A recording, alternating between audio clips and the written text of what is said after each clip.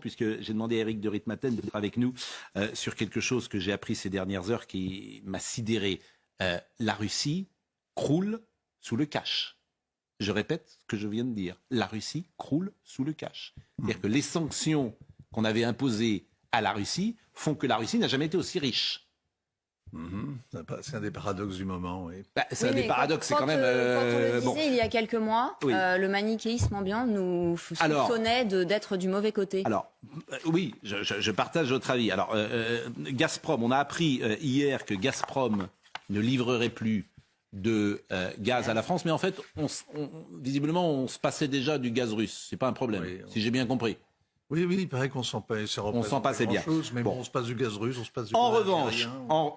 Comment on se passe aussi du gaz algérien, donc je ne sais pas très bien. Bon, est-ce que notre ami Ritmaten est avec nous? On apprend à se passer de tout. Bon, voilà, il est en train de s'installer. Mais ce que j'ai appris ce matin, c'est absolument sidérant, en fait, ce que j'ai appris ce matin. Parce que Vous êtes étonné? Je suis étonné. Qu'est-ce que vous voulez que je dise? Je suis plus étonné de rien. mais je vais vous faire réécouter ce qu'avait dit Bruno Le Maire lorsque il avait dit on va mettre à genoux la Russie. 2-3 chiffres comme ça. La Russie avait perçu à la fin de juillet 97 milliards d'euros pour la vente de son hydrocarbure, soit 40% de plus qu'avant la guerre. Non mais est-ce que vous entendez ce que nous disons? La Russie exporte moins de volumes vendus depuis le début de la guerre, 600 000 de moins, mais les prix ont doublé, triplé, quadruplé, ont augmenté. Donc le grand vainqueur financier des sanctions, c'est Poutine. Non, mais il y a deux choses, pardonnez-moi. Mais alors on écoute Bruno Le Maire si vous voulez. On écoute Bruno Le Maire parce que j'ai rien contre Bruno Le Maire et j'ai rien contre ceux qui nous dirigent. Mais ce qu'il avait dit il y a 6 mois, il y a un moment tu peux quand même lui dire... Vous avez dit n'importe quoi. Vous avez beau être ministre de l'économie, vous avez beau faire les études que vous avez faites, vous avez beau avoir le parcours que vous avez fait, vous êtes juste dit n'importe quoi. N'importe quoi. C'est-à-dire que c'est qu'il y a un problème quand même. Ça se discute. Ça se discute. Moi, je veux bien que ça se discute. Écoutons Bruno Le Maire. Les sanctions économiques et financières sont même d'une efficacité redoutable. Et je veux laisser planer aucune ambiguïté sur la détermination européenne sur ce sujet. Nous allons livrer une guerre économique et financière totale à la Russie. Nous allons donc provoquer l'effondrement de l'économie russe. C'est risible. Oui, ça s'appelle se tirer une balle dans le pied a priori. Mais c'est risible. Alors Éric de Ritmaten va nous donner des chiffres. Et après, il faut un peu de temps. Voilà. C'est-à-dire la question elle est là. C'est de dire que pour l'instant ils sont dans l'abondance. Voilà. C'est à la fin de la foire qu'on compte les bouses. On va pas faire on va pas ridiculiser le maire en disant mais je ridiculise personne. Mais j'en ai marre des gens qui disent n'importe quoi. Il aura sans doute raison in fine. Ah bon. Mais d'accord. Soyez équitable. Alors je retire tout ce que j'ai dit. Non mais il y a deux choses. Soyez équitable. Court-termisme. Les Russes seront ruinés. Les Russes seront ruinés, mais nous aussi. C'est ce qu'il n'a pas dit. Ah oui, tout le monde sera ruiné. Ça, oui, ça, la guerre, ça coûte très cher et ça dure longtemps. Ce que visiblement, ils n'avaient pas tellement perçu à Bercy. Ça coûte cher, ça dure longtemps, c'est beaucoup de souffrance. Éric de Ritmaten, le point là-dessus, et je suis parti de ce chiffre absolument fou. 40% de plus qu'avant la guerre, la Russie, sur la vente de ses hydrocarbures. Dites-nous pourquoi la Russie croule sous le cash.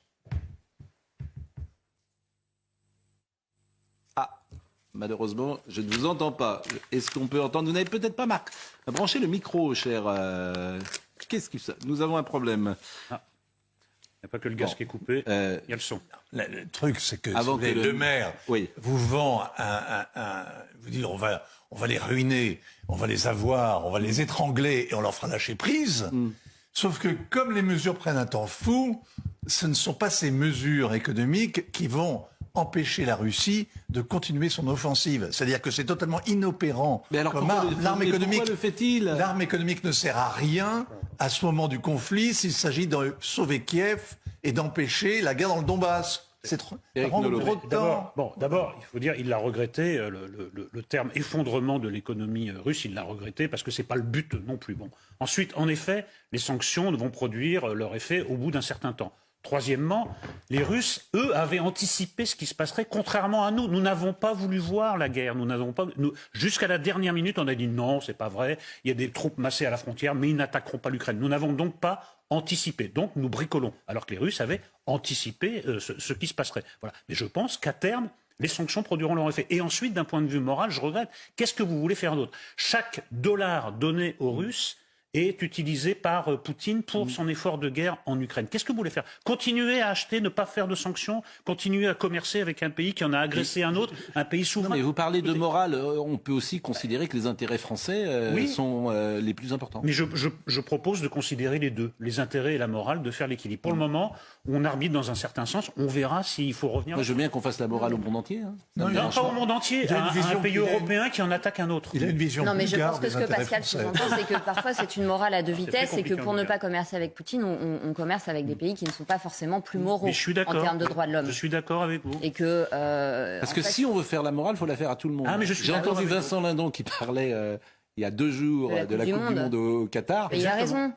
Je ne sais pas s'il a raison ou pas, mais si on veut faire la morale, il faut la faire. Ce qui vaut pour la Russie vaut pour le Qatar. Mais bon, Éric de Ritmaten, est-ce que la liaison est rétablie? Éric, est-ce qu'il m'entend, Éric de Ritmaten? Une fois. Bon, ça ne marche pas. Bon, on va lui demander il est pourtant dans la maison, Éric de Ritmaten, c'est vraiment dommage. Alors peut-être Éric peut-il descendre sur notre plateau et on va, parce que vraiment ça m'intéresse beaucoup ce qu'il a à nous dire. Les pays européens ont versé à Poutine plus de 86 milliards d'euros depuis le début de l'inflation. Oui.